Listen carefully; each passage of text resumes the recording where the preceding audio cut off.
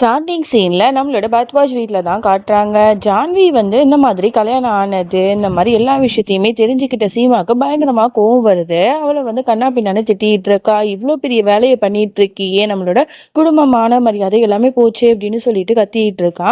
இங்க வந்து கையெடுத்து கும்பிட்டு அவளும் வந்து மன்னிச்சிருங்க அப்படின்னு சொல்லிட்டு ஜான்வியுமே அழுதுட்டு இருக்கா.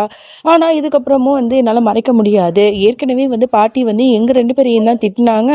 இதுக்கப்புறமும் நாங்க மறைக்க முடியாது. இந்த விஷயம் வந்து என்னைக்கு இருந்தாலும் வீட்ல இருக்கிறவங்களுக்கு தெரிய வரும்ல. இப்ப நாங்களே போய் சொல்லிர்றோம்னு சொல்லிட்டு சீமா வந்து சொல்றதுக்காக கீழ போறா. அங்க பார்த்தா எல்லாரும் ஜான்விக்கு வந்து மாப்பிள்ளை பார்க்கணும்னு சொல்லிட்டு நெறைய ஃபோட்டோஸ்லாம் வந்து பார்த்துட்டு இருக்காங்க. இதெல்லாம் பார்க்கும்போது சீமாக்கு என்ன சொல்றதுன்னே தெரியல. ஐயோ! எல்லாருமே இவ்ளோ சந்தோஷமா இருக்காங்க. இப்ப போய் அவங்களோட சந்தோஷத்த நம்ம எப்படி கெடுக்கிறதுன்னு சொல்லிட்டு அமைதியா வந்துடுறா. ரோகிணியும் வாங்கக்கா அப்படின்னு சொல்லிட்டு அழைச்சிட்டு வந்துடுறா. அதோட அடுத்த நாள் ஆகுது. அப்பதான் சீமா வந்து ஜான்விட்ட சொல்லிட்டு இருக்கா, "இந்த பாரு ஜான்வி, நான் நேத்தே சொல்லியிருக்க வேண்டியது. ஆனா எல்லாரும் ரொம்ப சந்தோஷமா இருந்தாங்க. அவங்க சந்தோஷத்த கெடுக்க விரும்பல. அதனால தான் நான் சொல்லல.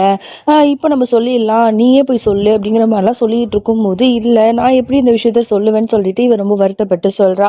உடனே ரோஹிணி சொல்றா, "அக்கா, நம்ம ஏன் வந்து மறுபடியும் வந்து அந்த விஜயை பார்க்கக்கூடாது? அங்க அவளோட அக்கா மேக்னா இருக்கால்ல, அவள்கிட்ட வந்து நம்ம பேசி பார்க்கலாமா?" அப்படிங்கிற மாதிரிலாம் ஒரு ஐடியா கொடுக்க, இதை கேட்டுட்டு 3 பேருமே வந்து கார்ல வேகமா போறாங்க. அங்க பயங்கரமா கூட்டம் இருக்கு.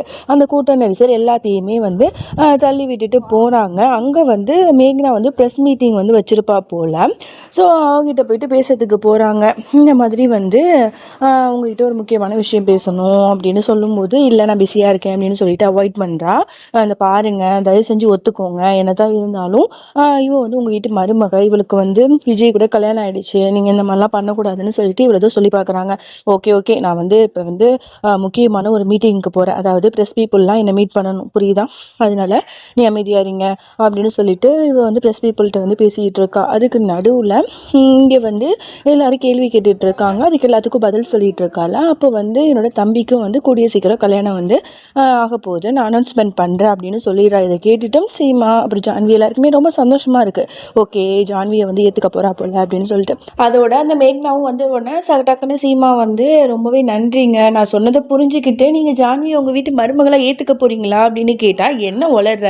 இந்த மிடில் கிளாஸ் பொண்ணு, அது இவளை பார்த்தாலே எனக்கு பிடிக்கல. இவளை போயிட்டு நான் என்னோட விஜய்க்கு வந்து பொண்டாட்டியை ஏத்துப்பேனா என்ன? அதெல்லாம் இல்லை, அதெல்லாம் முடிய வாய்ப்பே இல்லை" அப்படின்னு சொல்லும்போது, "அப்போ எதுக்கு வந்து கல்யாணத்துக்கு ஒத்துக்கிட்டீங்க?" அப்படின்னு கேட்டா, "நான் வேற ஒரு பொண்ணை பார்க்க போறேன், புரியுதா? எங்க ஸ்டேட்டஸுக்கு தகுந்த மாதிரி பொண்ணு. நீங்களா எங்க ஸ்டேட்டஸ் பக்கத்துல கூட நெருங்க மாட்டீங்க. இவளை ஃபர்ஸ்ட் துரத்தி விடு" அப்படின்னு சொல்லிட்டு திமிரா பேசிட்டு போறா. அப்ப கரெக்டா அந்த விஜயும் வந்துட்டு, "அக்கா, எதுக்கு வந்து இந்த பிச்சைக்காரங்களை எல்லாம் இங்க விட்டுட்டு இருக்கீங்க? இவளை பார்த்தாலே எனக்கு பிடிக்க மாட்டேதுக்கா. தயவு செஞ்சு இவளை துரத்தி விடுங்க" அப்படின்னு சொல்லிட்டு போறான். இதை கேட்டுட்டு மேக்னா வந்து இன்னும் கொஞ்சம் வந்து, "செக்யூரிட்டி, இவங்களை பாருங்க" அப்படின்னு சொல்லிட்டு போயிடுறா. இவ்வளவு அவமானப்படுத்திட்டாங்களேன்னு சொல்லிட்டு நம்மளோட ஜான்வி அந்த இடத்துலயே உடஞ்சி போய் அழறா. "எதா இருந்தாலும் பார்த்துக்கலாம், வாங்க வீட்டுக்கு" அப்படின்னு சொல்லிட்டு அவங்க 3 பேரும் வந்து வீட்டுக்கு வந்து போறாங்க. அதோட இங்க மேக்னா இருக்கால, விஜய் வந்து கன்னத்திலேயே அரைஞ்சிடுறா. "உனக்கு எவ்வளவு திமிருடா? இவ்வளவு கேவலமான வேலையை பார்த்து வச்சிருக்க. உனக்கு வேற பொண்ணே கிடைக்கலையா? போய் அந்த ஜான்வி பின்னாடி போய் சுத்திட்டு இருந்திருக்கியா?" அப்படின்னு சொல்லிட்டு பயங்கரமா கேள்வி கேட்டுட்டு இருக்காங்க. வேற என்ன பண்ண சொல்றீங்க அப்படின்னு சொல்லிட்டு அவன் திட்ட, "ஆமா, நீ ஏதாவது பண்ணி நான் தான் வந்து அவங்கள வந்து இது பண்ணணும். அவங்க மட்டும் ஏதாவது ஒண்ணு இதை வெளியில சொல்லிட்டாங்க, அதுவும் பிரஸ் பீப்புள்கிட்ட போய் சொல்லிட்டாங்கன்னா நம்மளோட குடும்பம் மான மரியாதையே போயிடும். அப்புறம் நீ அவ்வளோதான் கல்யாணம் பண்ணிக்கிற மாதிரி வரும். அதெல்லாம் நடக்கவே கூடாது" அப்படிங்கிற மாதிரிலாம் இங்க பேசிட்டு இருக்காங்க. அப்படியே இங்க நம்மளோட ரோஹிணியை காட்டுறாங்க. அவ வந்து ஜான்வியை பத்தியே நினைச்சிட்டு ரொம்ப வருத்தப்பட்டுட்டு இருக்கா. அப்ப நம்மளோட சித்தார்த் வந்து கண்ணத்தோட கண்ணை வச்சு உரசிக்கிட்டு அப்படியே வந்து பார்த்துட்டு இருக்கான். உடனே அவ பார்த்துட்டு, "என்னங்க?" அப்படின்னு கேட்கிறா. உடனே அவன், "என்னோட பொண்டாட்டி என்னாச்சு? ஏன் ஒரு மாதிரி இருக்க செல்லம்?" அப்படிங்கிற மாதிரிலாம் வந்து கொஞ்சிட்டு இருக்கா. "அதெல்லாம் ஒன்றும் இல்லை" அப்படின்னு சொன்னா. உடனே வந்து அவகிட்ட ரொம்ப ரொமான்டிக்கா பேசி அவளை வந்து ஹக் பண்ணிட்டு இருக்கான். அப்பதான் வந்து சொல்றான், "நான் வந்து இப்படி ஷாருக் கான் மாதிரி கையை வைப்பேனா? நீ என்னை ஓடி வந்து ஹக் பண்ணிக்கணுமா?" அப்படிங்கிற மாதிரி சொல்லும்போது உடனே அவளும் வந்து ஓடி வந்து ஹக் பண்ணிக்கிறா. அந்த சீன்லாம் பார்க்க அவ்வளோ க்யூட்டா இருக்கும். இவங்க பேர் எனக்கு ரொம்பவே பிடிச்சிருக்குங்க. அவ்வளோ க்யூட்டா இருக்குல்ல. அதோட இங்க சீமாவும் வந்து கடவுள்கிட்ட வேண்டிட்டு இருக்கா, "கடவுளே, எங்க வீட்டுக்கு வந்து இவ்வளோ பெரிய பிரச்சனை மறுபடியும் வந்து வந்துடுச்சு. இப்போ என்ன பண்றது தெரியல. நீங்க தான் ஏதாவது ஒரு வழி காட்டணும்" அப்படின்னு சொல்லிட்டு வேண்டிட்டு இருக்கா. அதோட வந்து இங்க ஜான்வி வந்து அழுதுட்டே இருக்காளா. அவளுக்கு சாப்பாடுலாம் எடுத்துட்டு போய் கொடுத்து ஊட்டி விட்டுட்டு இருக்கா. "நீ சாப்பிடு, இப்படியே இருந்தா உன் உடம்பு கெட்டு போயிடும்" அப்படின்னு சொல்லிட்டு. அப்ப அங்க ரோஹிணியும் வந்து ஆறுதல் சொல்லிட்டு இருக்கா. அப்ப இந்த விஜய் விஷயத்தை பத்தி பேசிட்டு இருக்காங்க. அப்ப மனோரஞ்சினி பாட்டி இங்க வந்துடுறாங்க. "என்னாச்சு? உங்க முகமே சரியில்லையே. ஏதோ ஒரு விஷயத்தை என்கிட்ட மறைக்கிறீங்கன்னு நினைக்கிறேன். நான் வந்த உடனே அப்படியே பேச்சை மாத்திட்டீங்க" அப்படின்னு கேட்கும்போது, "அதெல்லாம் மாதிரிலாம் இல்லை அப்படின்னு சொல்லிட்டு எவ்வளோதோ சமாளித்து பார்க்குறாங்க. ஆனால் பாட்டி வந்து கண்டுபிடிச்சிடுறாங்க. துருவி துருவி கேள்வி கேட்க இங்கே சீமா வேற வழி இல்லாமல் எல்லா உண்மையுமே போட்டு உடைச்சிடுறா. இந்த மாதிரி ஜான்விக்கு கல்யாணம் நடந்தது, அவங்க 2 பேருக்குள்ளே எல்லாமே நடந்து முடிஞ்சது எல்லாத்தையும் சொன்ன உடனே பாட்டிக்கு பயங்கரமாக ஷாக்காக இருக்கு. அப்படியே கண் கலங்கி போய் நிற்கிறாங்க. உடனே ஜான்வி கதறி அலறா, என்னை மன்னிச்சிடுங்க, நான் பெரிய பாவம் பண்ணிட்டேன் அப்படின்னு சொல்லிட்டு. உடனே வந்து மனோரஞ்சனி பாட்டியும் அவளை வந்து அப்படியே ஹக் பண்ணிட்டு, நீ ஒன்றும் கவலைப்படாத, உன்னை வந்து ஏமாத்தினா அந்த குடும்பத்தை நம்ம சும்மாவே விடக்கூடாது, நான் இருக்கல, நீங்கள் ஏன் பயப்படுறீங்க, நான் வந்து பிளான் போட்டு என்ன பண்ணுறேன்னு பாரு, அவங்கள வந்து நம்ம வழிக்கு கொண்டு வரணும், ஜான்வியா அவனே வந்து கல்யாணம் பண்ணிப்பான் பாரு, நீங்கள் எல்லாரும் என் கூட இருப்பீங்கல்ல அப்படின்னு சொல்லிட்டு கை கோத்துக்கிறாங்க. எல்லாரும் சந்தோஷமாக கை கோத்துட்டு ஒரு பக்காவான பிளான் போடுறாங்க. மனோரஞ்சனி பாட்டி தான் ஏதோ பயங்கரமான ஒரு பிளான் சொல்லிட்டு இருக்கு. அதை கேட்டுட்டு இது கண்டிப்பாக சரியாக இருக்குங்கிற மாதிரிலாம் பேசிகிட்டு இருக்காங்க. அதோட அடுத்த நாள் ஆகுது. இங்க பரத்வாஜ் வீட்டில் உள்ளவங்க எல்லாத்தையுமே வந்து மனோரஞ்சனி வந்து வெளியில வந்து அனுப்பி வைக்கிறாங்க. நீங்க கோயிலுக்கு போங்க அப்படி இப்படின்னு சொல்லிட்டு. அப்புறம் எல்லாரும் போனதுக்கு அப்புறமா இவங்களோட பிளானை ஸ்டார்ட் பண்றாங்க. இங்க மேக்னா வந்து என்ன பண்றா அப்படின்னா, எப்பவுமே வந்து ஒரு சீன் கிரியேட் பண்ணணும், அதாவது தன்னை நல்லவ மாதிரி காட்டிக்கணுங்கிறதுக்காக அனாத ஆசிரமத்திற்கு உள்ள பிள்ளைங்களுக்கெல்லாம் வந்து சில கிஃப்ட்ஸ் எல்லாம் கொடுப்பா போல, அதுக்காக போயிருக்கா. ஆனா அதுக்கு முன்னாடியே அங்க வந்து ஒரு பொண்ணு வந்து கிஃப்ட்ஸ் எல்லாம் கொடுத்துட்டு இருப்பா. இதை பார்த்துட்டு யார் அந்த பொண்ணுன்னு கேட்டா, அவங்க வந்து இந்த மாதிரி வந்து புதுசாக வந்திருக்காங்க, அவங்க தான் வந்து இன்னைக்கு கிஃப்ட் கொடுக்குறாங்க மேம், அது மட்டும் இல்லை சாப்பாடு வேற பிள்ளைங்களுக்கு போடுறேன்னு சொல்லியிருக்காங்க அப்படின்னு சொல்லும்போது, யார் அது, நம்ம இருக்க வேண்டிய இடத்துல இவ இருக்காளே, யாரா இருக்கும் இந்த பொண்ணு அப்படின்னு சொல்லிட்டு பார்க்கும்போது தான் காட்டுறாங்க. அது வேறு யாரும் இல்லை, நம்மளோட ரோஹிணி தான். பார்க்கறதுக்கு செம்ம பிரிட்டியாக வந்து அழகாக வந்து ஒரு சல்வாரில் தான் வந்திருக்கா.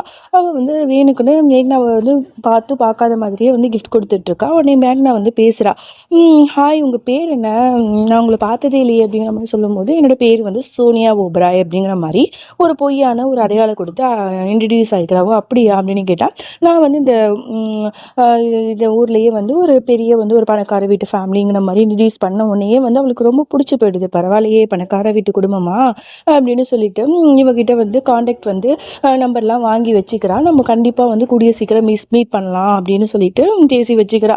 இப்போ வந்து இங்கே வெளியில் ப்ரெஸ் பீப்புளெலாம் வந்துட்டு, நாங்கள் வந்து மேக்னா மேடமை பார்க்கணும், அப்புறம் புதுசாக ஒருத்தவங்க வந்திருக்காங்களாமே, அவங்க யாரு அப்படிங்கிற மாதிரிலாம் வந்து கேட்டுட்டு இருக்காங்க. இதை கேட்டுட்டு ரோஹிணிக்கு பயங்கரமாக ஷாக் ஆகுது. ஐயோ, நம்மளை வந்து ப்ரெஸ் பீப்புள்காரங்க நியூஸில் போட்டாங்கன்னா நம்ம வீட்டுக்கு தெரிஞ்சிருமே அப்படின்னு சொல்லிட்டு பயந்துட்டு இருக்கா. அப்போ மேக்னாக்கு ஒரு கால் வரும். அவள் அட்டன் பண்ணுறதுக்காக போயிருப்பா.